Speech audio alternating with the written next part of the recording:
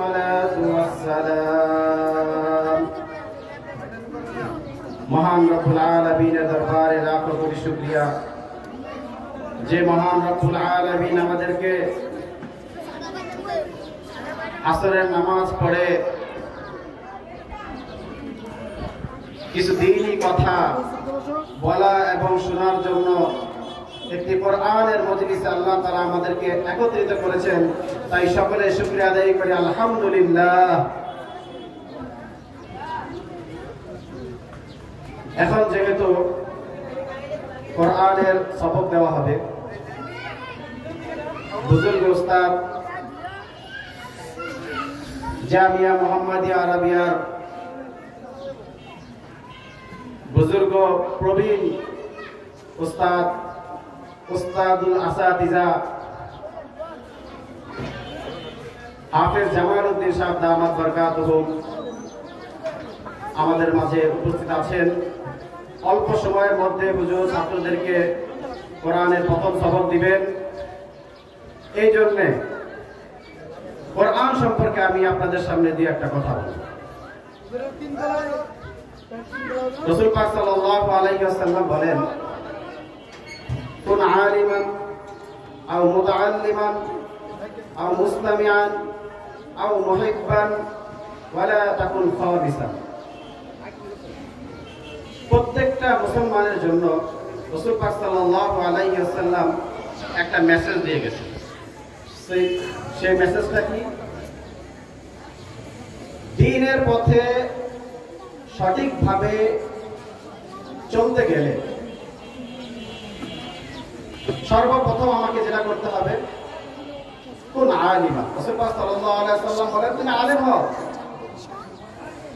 তুমি যদি আলেম হও তাহলে তোমাকে শয়তান গুমরাহ করতে পারবে না। এর জন্য রাসূল পাক সাল্লাল্লাহু আলাইহি ওয়াসাল্লাম প্রথম মেসেজ দিয়েছেন, কোন আলিমা, তুমি আলেম হও। তো সবাই তো আলেম হতে পারবে না, সবাই তো আর মাদ্রাসায় ভর্তি হতে পারবে না। সবাই যদি আলেম হয় দুনিয়া তো চলবে না। তো যারা আলেম হতে পারবে না, আলেম হওয়ার সুযোগ যাদের নাই, তাদের ব্যাপারে রাসূল পাক সাল্লাল্লাহু আলাইহি ওয়াসাল্লাম বলেন, আও মুতাআল্লিমা, যতটুকু পারো আলেমের ছাত্র হও। আলেম হওয়ার শক্তি তোমার নাই, সময় নাই, তো তুমি এক কাজ করো, অল্প সময় কোরআন শিক্ষার মাধ্যমে আলেমের ছাত্র হও। এখন এতটুকু সময়ও নাই, দুনিয়াবি কাজে এতই ব্যস্ত, এতটুকু সময় নাই। তার জন্য রাসূল পাক সাল্লাল্লাহু আলাইহি ওয়াসাল্লামের মেসেজ, তাহলে এক কাজ করো, মুস্তামিআন। বিভিন্ন জায়গায় ওয়াজ মাহফিলের ব্যবস্থা করা হয়, মসজিদে তালিমের ব্যবস্থা করা হয়, ইসলামী মজলিসের ব্যবস্থা করা হয়। তো আলেমের কথা শুনো। তো যে আলেম হতে পারলো না, আলেমের ছাত্র হতে পারলো না, তার ব্যাপারে রাসূল পাক সাল্লাল্লাহু আলাইহি ওয়াসাল্লামের মেসেজ, সেটা কি? মুস্তামিআন। আলেমের কথা যদি না শুনো তাহলে তুমি গুমরাহ হয়ে যাবা। আলেম হতে পারো নাই, আলেমের ছাত্র হও নাই, তাহলে যেখানে ওয়াজ মাহফিল হয়, যেখানে আলেমরা কথা বলে, যেখানে সহিহ দ্বীনি কথা হয়, সেখানে যাও, যে আলেমদের কথা শুনো। এজন্য রাসূল পাক সাল্লাল্লাহু আলাইহি ওয়াসাল্লাম 3 নম্বর দায়িত্ব দিয়েছেন, আও মুস্তামিআন। সেটা কি? আলেমরা যেখানে কথা বলে, আলেমের কথা শুনো। এখন কথা হলো, কেউ কথা শোনারও সময় নেই, হয়তো এমন চাকরি করে বা এমন দায়িত্ব তার কাছে আছে, আলেমের কথা শোনার জন্য সে সময় পাচ্ছে না। তার ব্যাপারে রাসূল পাক সাল্লাল্লাহু আলাইহি ওয়াসাল্লাম বলতেছেন, আও মুহিব্বান। আলেম হতে পারো নাই, সে সুযোগ হয় নাই, আলেমের ছাত্র হওয়ারও সুযোগ হয় নাই, আলেমের কথা শোনারও তোমার যে কথা শোনারও সুযোগ হচ্ছে না, তাহলে খবরদার আলেমের বিদ্বেষ তোমার ভিতরে রাখা যাবে না। কি করতে হবে? মুহিব্বান, আলেমের সাথে সম্পর্ক রাখতে হবে, আলেমকে ভালোবাসতে হবে। কারণ আলেমের সংস্পর্শে না থাকার কারণে ইবলিশ তোমাকে ভর করবে, ইবলিশ তোমার পিছু নেবে, তোমাকে বিপদগামী করতে চাবে। এজন্য সঠিক পথে থাকার জন্য তোমাকে সর্বশেষ যে রাস্তা সেটা হচ্ছে মুহিব্বান, আলেমকে অবশ্যই মহাব্বত করতে হবে। ওয়ালা তাকুন খামিসান, খবরদার তুমি আলেম হতে পারলা না, আলেমের ছাত্র হতে পারলা না, বিভিন্ন জায়গায় যে আলেমের কথাও শুনতে পারলা না এবং আলেমকে মহাব্বত করো না, তো তোমার ব্যাপারে রাসূল পাক সাল্লাল্লাহু আলাইহি ওয়াসাল্লাম বলেন ওয়ালা তাকুন খামিসান, এই চারটার একটার ভিতরে তুমি নাই, তাহলে খবরদার তুমি ধ্বংস। এখন আমরা যারা কথা শুনতেছি বা এখানে আছি, আমরা একটু মিলে দেখি আমরা কোনটার মধ্যে আছি। আলেম হতে পারছি, অনেকে আলেম হতে পারে নাই, তো কোনটা হয়েছে? আলেমের ছাত্র হইতে পারছি, ছাত্র হইতে পারি নাই, তাহলে কোনটা হয়েছে? আলেমের কথা সব জায়গায় শুনি, ওয়াজ মাহফিল একটা হইলে খুব দুঃখের সাথে বলতে হয়, এলাকায় যখন গান বাজনার আয়োজন করা হয়, 16 ডিসেম্বর গেছে আমরা সবাই জানি, সারাদিন গান বাজনার আওয়াজে বাসায় থাকতে পারি নাই, রাত 1টা-2টা পর্যন্ত কনসার্ট হয়েছে। তো ওখানে মানুষের অভাব হয় না, ধাক্কা ধাক্কি পারাপারি, মানুষ মনে চাপা পড়ে এমন অবস্থা, অথচ আমরা মুসলমান। কেন হয়েছে? হয়েছে এই কারণে, ওই যে আলেম না, আলেমের ছাত্র হয় নাই, আলেমের কথাও শুনে না, কি করে? মহাব্বত করে না, রাস্তা শয়তান দেখাইছে, যাও কনসার্টে যাও। এই জন্য আমাদের মাহফিলগুলো ইদানিং ফাঁকাই থাকে অধিকাংশ। যে পরিমাণ মানুষ হওয়ার কথা, মানুষ হয় না তা বলবো না, মানুষ হয়, কিন্তু যেই পরিমাণ মানুষ হওয়ার কথা, ওলামায়ে কেরামের সোহবতে থাকার জন্য পাগল পারা হওয়ার কথা। রাসূল পাক সাল্লাল্লাহু আলাইহি ওয়াসাল্লাম বলেন, যে ব্যক্তি কোন আলেমকে সাক্ষাতের জন্য ঘর থেকে বের হইল, কেমন যেন সে আমার সাথে সাক্ষাতের জন্য ঘর থেকে বের হইল। যে ব্যক্তি কোন আলেমের সাথে মুসাফা করলো, সে যেন আমার সাথে মুসাফা করলো।